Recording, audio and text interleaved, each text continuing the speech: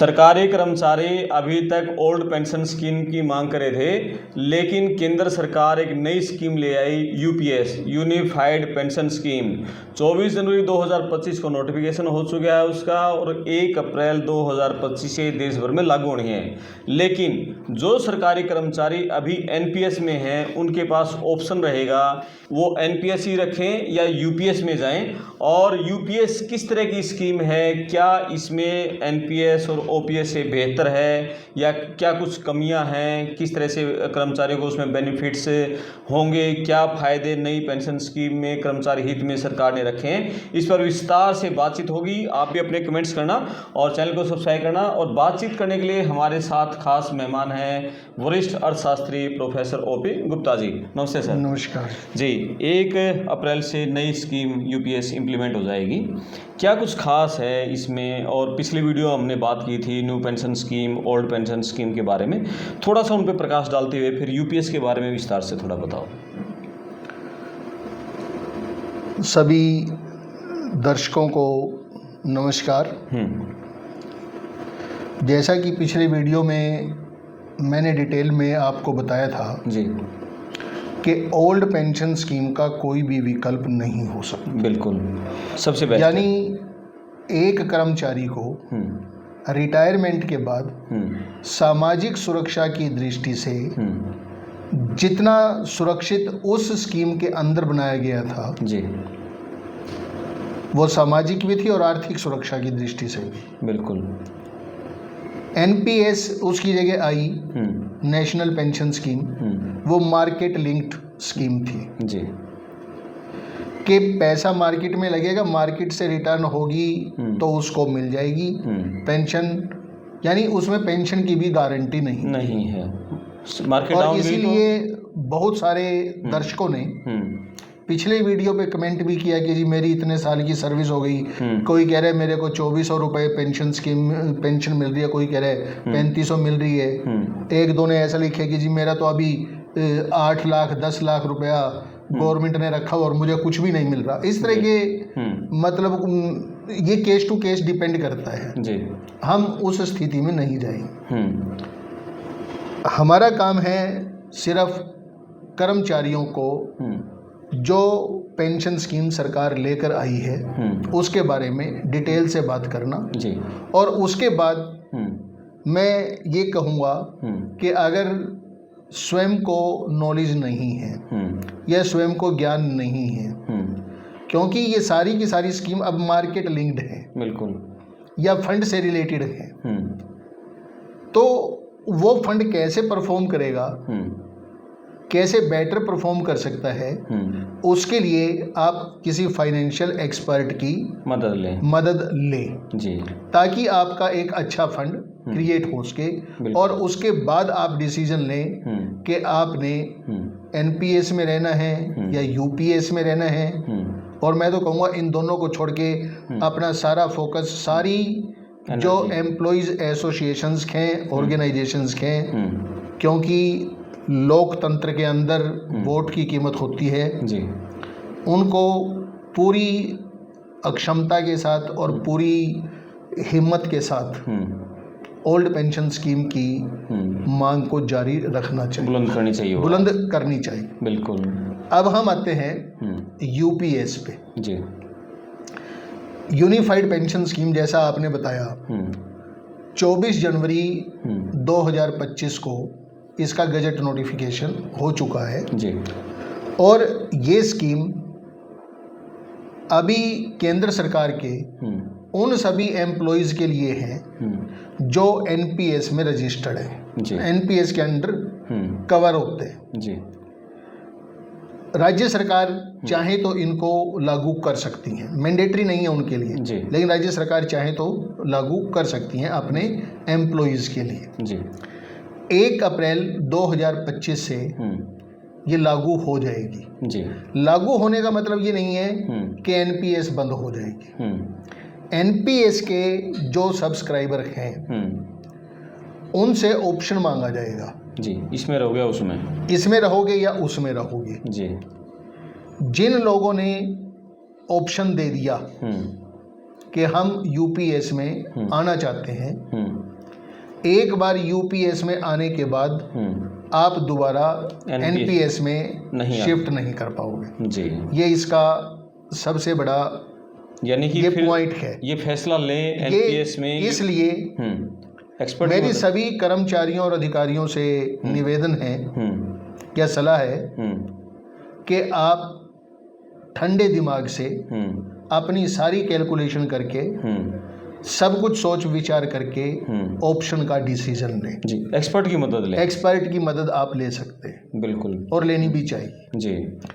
अब आते हैं हम कि एनपीएस में मैं आपको, जैसा पिछले वीडियो में मैंने आपको बताया था कि जो फंड आपका इकट्ठा होगा, यानी 10% एम्प्लॉय ने दिया, 14% गवर्नमेंट ने दिया जी। उस 24% का 60% आप at the time of retirement आपको लमसम मिल सकता था पैसे जी। उसमें ग्रेच्युटी नहीं थी, पेंशन की कोई गारंटी नहीं थी। जो 40% आपका पेंशन फंड में लगता था, उसकी रिटर्न के आधार पर आपकी 12 महीने की पेंशन डिसाइड हो जाती जी। यूपीएस में गवर्नमेंट ने क्या किया है, यूपीएस में गवर्नमेंट ने कहा कि हम आपको एश्योर्ड पे आउट देते हैं जी। एश्योर्ड पे आउट का मतलब है कि हम आपको पेंशन देंगे।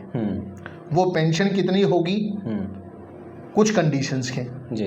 एक कंडीशंस तो ये है कि जिस व्यक्ति की कुल सर्विस, क्वालिफाइंग सर्विस 10 साल से कम की होगी, उस व्यक्ति को के ऊपर यूपीएस लागू नहीं। ओके। वो यूपीएस ऑप्ट करे ना करे उसको कोई फायदा नहीं, पेंशन नहीं मिलेगी, कोई पेंशन की गारंटी नहीं जी।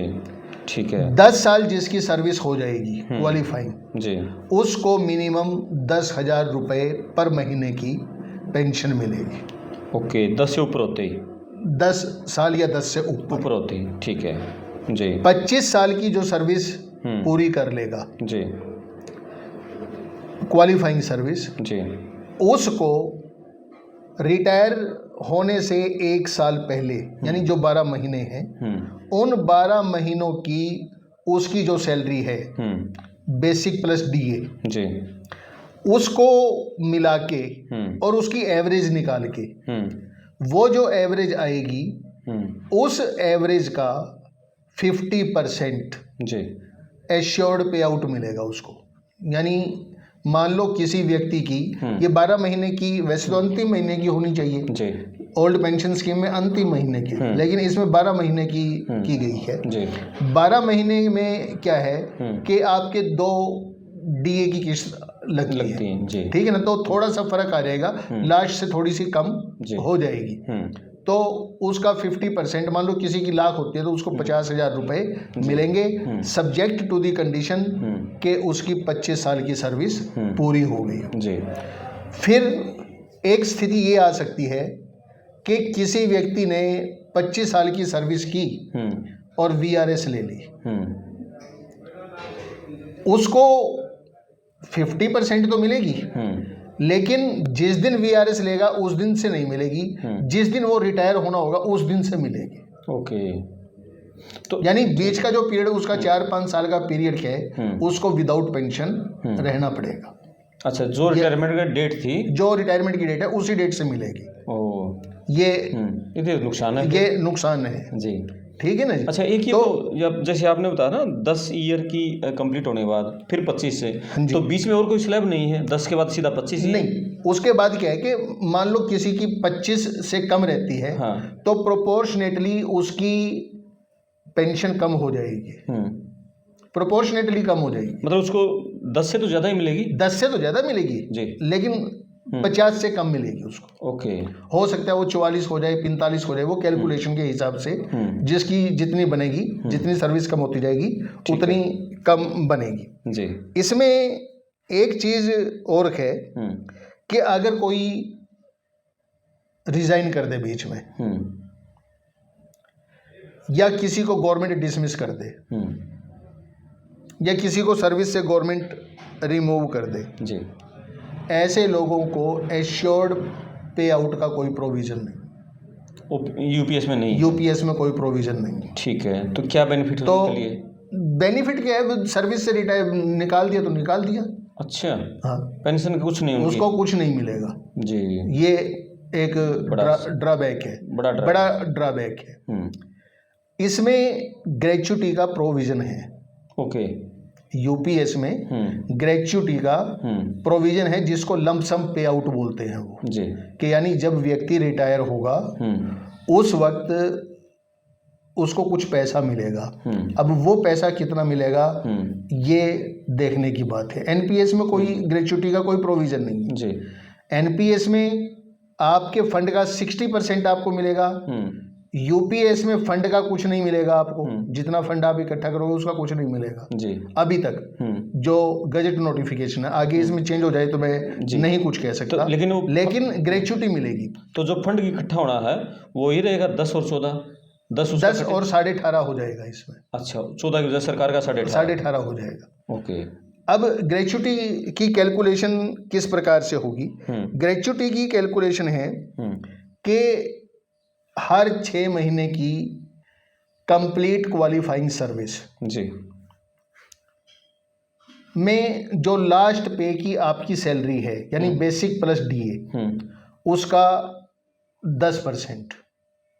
ओके, उसका 10%। इसको थोड़ा मैं समझाता हूँ आपको। मान लो किसी व्यक्ति की लास्ट मंथ की लास्ट सैलरी 1 लाख रुपए है जी, और उस व्यक्ति कि 1 लाख का 10% 10,000 रुपये हो गया जी, और उस व्यक्ति ने 25 साल की अपनी क्वालिफाई सर्विस पूरी की जी, तो 6-6 महीने 25 साल में 50 हो गए। 10,000 को 50 से गुणा कर दो आप, उस व्यक्ति को ग्रेच्युटी के रूप में 5 लाख रुपए मिले। ओके, ठीक है। ये है मतलब हर 6-6 महीने के हिसाब, हर 6 महीने के उससे काउंट होगा, उसके काउंट हो जाएंगे। ओके। अब ये जो चीज है इसका ड्रॉबैक मैं ओल्ड पेंशन स्कीम से थोड़ा कंपैरिजन कर दूं। ओल्ड पेंशन स्कीम में जो ग्रेच्युटी मिलती थी वो आपकी 6 महीने की कंप्लीट सर्विस पे 15 दिन की तनख्वाह मिलती थी जी, यानी 50% मिलती थी 6 महीने की उसमें आपका। इसका मतलब क्या हुआ कि 15 दिन की तनख्वाह मिलती थी आपको जी, यहाँ आपको तनख्वाह 3 दिन की मिलेगी। यूपीएस 5 गुना कम, 5 गुना कम जी। और एनपीएस में तो था नहीं ना ग्रेच्युटी, नहीं वो 60% के हिसाब से अपन देखें तो नहीं, वो तो एक अलग चीज होगी, वो अलग चीज है।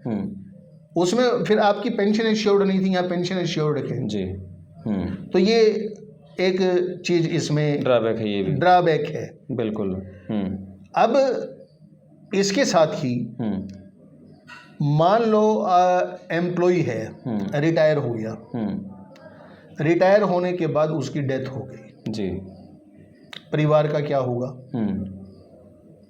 तो इसमें यूपीएस में ओल्ड पेंशन स्कीम की तरह जो आपकी लास्ट पे आउट है, एश्योर्ड पे आउट है, जो आपको पेंशन के रूप में मिल रहा है, उसका 60% परिवार को मिलता रहेगा। उसकी मतलब जो भी स्पाउस के जी, पति जीवित है तो पति को मिलता रहेगा, पत्नी जीवित है तो पत्नी को मिलता रहेगा। और इन जो डेथ हो जाती है तो वो डेथ हो जाती है तो अगर बच्चों के नॉमिनेशन बनाए हो तो बच्चों को भी आगे मिलता रहे जी, रिटायरमेंट के बाद मिलता रहे। ठीक है, ये चीज़ है इसमें जी। फिर ये जो एश्योर्ड पे आउट मिलेगा, अब पैसा चाहिए उसके लिए, पैसे के लिए प्रोविजन क्या किया गया है इसमें? 3 तरह के फंड बनाए गए हैं, 3 तरह के कॉर्पस हैं जी। गुल्लक मान लो आप, हाँ, एनपीएस में 2 थे, टायर 1 टायर 2, वो अकाउंट थे। हाँ, फंड तो वहाँ एक ही था। अच्छा, वहाँ एक ही गुल्लक था, उसी में सरकार डाल रही थी, उसी में कर्मचारी का 10 और 14% डल रहा था। ठीक है, यहाँ पर 3 गुल्लक हैं जी। एक गुल्लक तो है इमेजिनरी, ओके, काल्पनिक कह लो आप। हाँ। काल्पनिक क्यों कह रहा हूं वो भी मैं आपको बताऊंगा। एक गुल्लक वो है जिसमें 10% गवर्नमेंट डालेगी और 10% एम्प्लॉय डालेगा जी। जिसको के इंडिविजुअल कॉर्पस कहा जा रहा है। ठीक है। व्यक्तिगत जी। यानी जिसमें 10% एम्प्लॉय डाल रहे हैं 10 सरकार और 10% सरकार डाल रही है। जी। ठीक। वहां पर 14% डाल रही थी सरकार जी। हाँ। यहाँ 10% कर दिया सरकार। जी। ये जो गुल्लक है इस गुल्लक के इन्वेस्टमेंट डिसीजंस इसको रेगुलेट करेगा PFRDA, pensioners fund regulation and development authority. जी। वही एक पैटर्न बनाएगी कि भाई हम पैसा कहाँ कहाँ लगाएंगे। डिफॉल्ट इन्वेस्टमेंट डिसीजन बोलते हैं उसको। यहाँ पर एम्प्लॉय को जो उन्होंने इन्वेस्टमेंट के क्राइटेरिया बनाए हैं उनमें से चुनने का अधिकार है। ओके। उसकी हर महीने रिपोर्ट एम्प्लॉयर एम्प्लॉय को देता रहेगा। जी। ऐसा प्रोविजन अभी तक है, लेकिन प्रैक्टिस में क्या आएगा क्या नहीं वो लागू होने के बाद पता चलेगा। जी। ये तो हो गया एक गुल्लक। दूसरा गुल्लक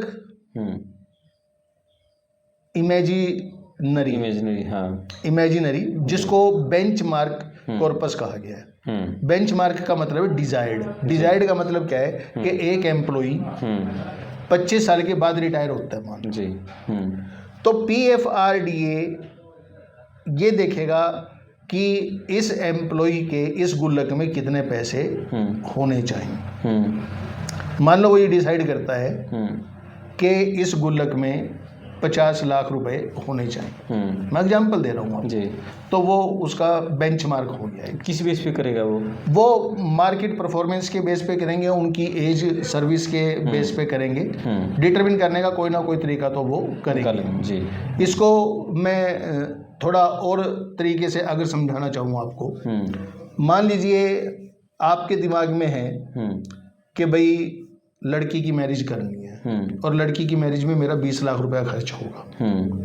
मैरिज 15 साल के बाद होनी है। जी। 15 साल तक मैं देखूंगा भाई हर महीने के इतने पैसे इकट्ठा करता हूँ या इतने पैसे मार्केट में लगाता हूँ या इतने पैसे ब्याज पे देता हूँ, इतने पैसे वहाँ से आ जाएंगे, इतने पैसे मेरे दोस्त से आ जाएंगे, इतने पैसे माँ बाप दे देंगे, लड़की की शादी हो जाएगी। ये मैंने एक प्लानिंग बना ली। जी। ये प्लानिंग कब कामयाब होगी? ये तब कामयाब होगी जब सारी चीजें पूरी हो जाएंगी जैसा जैसा मैंने सोचा। जी। लेकिन सपोज करो कि आपने जिसको पैसे दिए 10 साल के लिए उधार दिए और वो 5 साल के बाद आके कहते जी ये पैसे पकड़ो आपने, मेरे को पैसों की जरूरत नहीं है। तो आपका टारगेट जो कॉर्पस है वो क्या हो जाएगा? कम हो जाएगा। जी। तो ये इसी तरह से प्लानिंग है। ओके। और तीसरा जो गुल्लक है वो गुल्लक है आपका, उसको पूल कॉर्पस बोलते हैं। Pool corpus. जी। जिसमें सिर्फ गवर्नमेंट कंट्रीब्यूट करेगी 8.5%। जी। यानी 4% तो आपके NPS से निकल गया। हाँ। जो वहां 14 था गवर्नमेंट ने यहाँ 10 कर दिया। जी। और 4.5% और बढ़ा दिया उन लोगों के लिए जो लोग UPS को ऑप्ट करेंगे। ये क्यों किया है गवर्नमेंट ने कि किसी भी वक्त अगर ये लगे गवर्नमेंट को कि भाई 50% का अमाउंट पहुंचने में कमी है तो उस वक्त गवर्नमेंट उससे जो रिटर्न मिलेगी उस रिटर्न से वो पैसा दिया जाएगा, ऐसा गवर्नमेंट का मानना है। ओके। अब गवर्नमेंट करेगी क्या? जब कैलकुलेट करेंगे तो कैलकुलेट करने में कंपैरिजन होगा आपके बेंचमार्क का और आपके इंडिविजुअल कॉर्पस का। जी। 3 परिस्थितियां बन सकती हैं। एक परिस्थिति तो ये बन सकती है कि आपने 25 साल की सर्विस की, बिना नागा आपने हर महीने पैसे जमा करवाए। जी। और उसमें से कुछ भी नहीं निकाला आपने, तो निश्चित है कि आपका बेंचमार्क और इंडिविजुअल कॉर्पस दोनों बराबर हो जाएंगे। जी। उस स्थिति में क्या होगा? उस स्थिति में आपकी 50% पे आउट आपका इंश्योर है, आपको मिलेगा जी। दूसरी स्थिति क्या हो सकती है कि बेंचमार्क तो ज़्यादा है लेकिन इंडिविजुअल कॉर्पस आपका कम है, तो गवर्नमेंट कहेगी कि भाई ये जितना आपका होना चाहिए था आपका इंडिविजुअल इससे कम हुआ है जी, इसलिए आप डिफरेंस हमारे यहाँ जमा करवाओ। अगर डिफरेंस जमा तो करवा दिया, मान लो 50 लाख बेंचमार्क किया जी, और 50 लाख आपका कॉर्पस है, आपको 25 साल की सर्विस के 50% आपकी पेंशन बन जाएगी। मान लो आपका 40 लाख इकट्ठा हुआ जी, बेंचमार्क 50 लाख का है, तो फिर उसी के प्रोपोर्शनली आपकी कुछ पेंशन कम हो जाएगी। ओके। या तो आप 40 और 50 का जो डिफरेंस है वो गवर्नमेंट को जमा करा दो, आपको 50% मिलता रहेगा। ठीक है जी। तीसरी स्थिति क्या हो सकती है?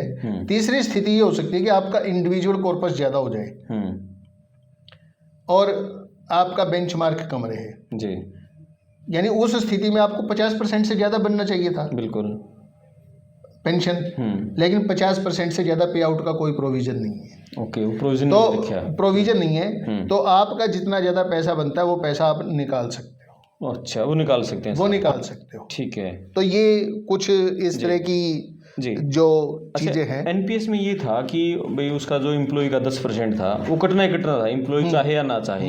इसमें भी यही है? इसमें भी यही है। अच्छा, सेम इसमें भी यही है। ये इसमें वापस कुछ नहीं मिलेगा एम्प्लॉय को जी। एम्प्लॉय को जैसे एनपीएस में 60% वापस मिल जाता था जी, इसमें एम्प्लॉय को वापस कुछ भी नहीं, वापस कुछ नहीं मिलना जी। और ये 10 से मान लिया कोई एम्प्लॉय चाहे कि मैं 7% कटवाना चाहूँ या 12%, ऐसा भी नहीं है, फिक्स है 10 उसका 10% और कटना ही कटना है। कटना ही कटना है। जी जी जी जी, ठीक है। ये फिर एक बात कहता हूँ कि बड़े ध्यान से पेशेंस के साथ सारी कैलकुलेशन करके फाइनेंशियल एक्सपर्ट्स का सहायता लेके जी, और अपने इन्वेस्टमेंट को जो आप कंट्रोल कर सकते हो हर साल, उसके बारे में भी डिसीजन आप फाइनेंशियल एक्सपर्ट्स की सहायता से करें। जी, इसमें मेन तो ये देखना होगा कि हर एक भाई हमारा जो फंड है वो परफॉर्म कर रहा है या नहीं कर रहा है, और उसकी जॉब कितनी पेंडिंग है, कहाँ कब तक उसकी लास्ट सैलरी पहुंच जाएगी, ये सारी चीज़ें गणित ध्यान में रखना होगा तभी जाके। और फिर इतनी जल्दी क्या है जी, मैं ये कहता हूँ कि भाई आप एनपीएस में कंटिन्यू करते रहो जी, रिटायरमेंट के टाइम देख लेना। बिल्कुल, पैसे तो आपका अब भी ट्रांसफर होना है, तब भी ट्रांसफर हो जाएगा है, बिल्कुल, तब देख लेना किस में फायदा है किस में नहीं। और सरकार छप्पर पाड़ के कहीं नहीं दे रही, ना यूपीएससी में देने जा रही, किसी में नहीं दे रही। मैं बिल्कुल इसमें कोई वो नहीं है, कोई हित यदि सुरक्षित है तो बेसिकली जी, मैं तो इसको सरकार की पलायनवादी सोच कहता हूँ। जी, बिल्कुल, कि आप अपने नागरिकों की जो सामाजिक सुरक्षा है अगर उससे समझौता करते हो, उसको मार्केट के भरोसे छोड़ते हो जी, जिसका कोई भरोसा नहीं, जिसका कोई भरोसा नहीं जी। और इवन के मैं ये कहता हूँ कि क्योंकि इकोनॉमिक्स का हूँ, कॉमर्स भी पढ़ी है, कि उसमें मैनिपुलेशन भी होती है। बिल्कुल, उस मार्केट में मैनिपुलेशन भी होती है जी।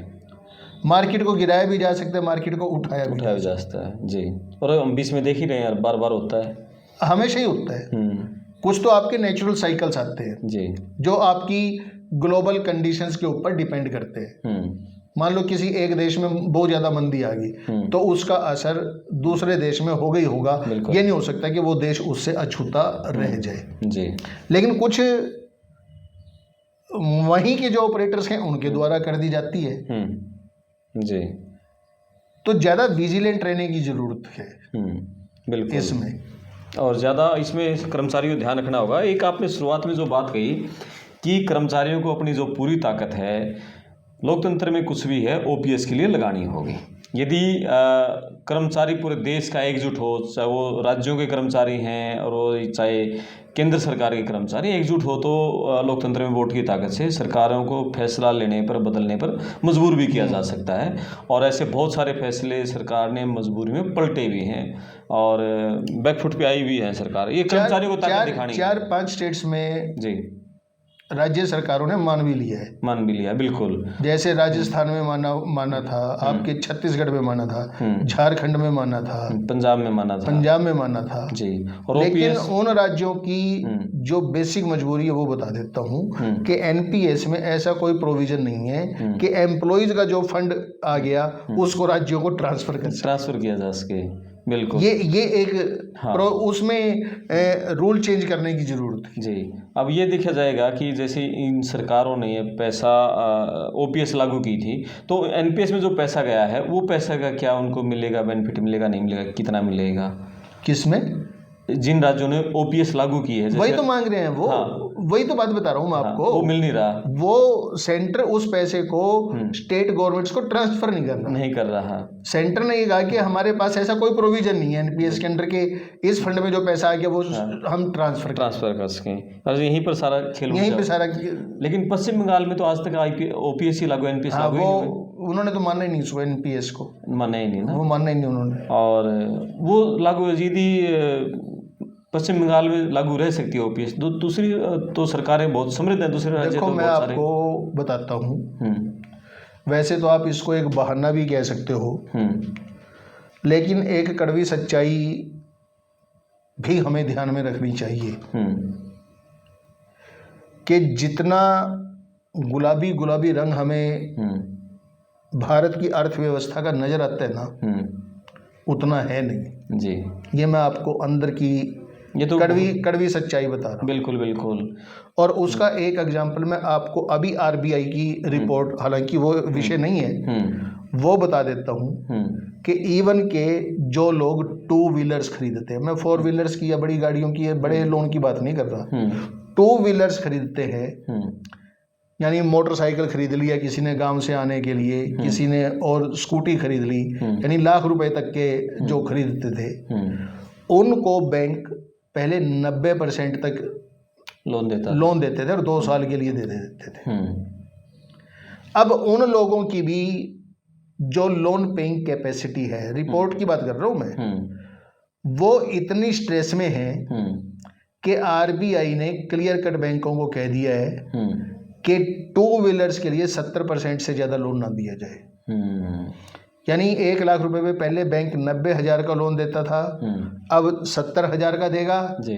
पहले 24 महीने के लिए देता था, अब 18 महीने के लिए देगा जी। ये देश की आर्थिक हालत तो ये जी। कुछ स्ट्रेसफुल इकोनॉमिक कंडीशन है। और आपको क्या लगता है कि जो सरकार यूपीएस लेके आई है और जो सर ने बताया है कि उसमें ग्रेच्युटी भी मिलेगी, उसमें एक सिक्योर्ड आपको पेंशन भी मिलेगी, लेकिन आप कोई भी फैसला लें, जैसा कि बताया कि उस पर किसी एक्सपर्ट की मदद लें, किसी सीए की मदद लें, या जो इस चीज़ के एक्सपर्ट है उनकी मदद लेकर ही एनपीएस से आपको यूपीएस में ट्रांसफ़र होना है। लेकिन ताकत हमारी, हम तो क्या कहें, आम जो कर्मचारी है वो यही कह रहा है कि हमारे लिए सरकार ओपीएस लेके आए, ओनली फॉर ओपीएस। तो इस तरह की देश में आवाज़ है। कर्मचारी कितना ताकत दिखाएंगे तो कर्मचारी के ऊपर है, देखा जाएगा, लेकिन सरकार का अभी कोई मूड नहीं है जो वर्तमान हालात में हमें दिख रहा है। कमेंट्स करें। मैं आपका दोस्त क्रमपाल, धन्यवाद सर। धन्यवाद, थैंक यू, नमस्कार।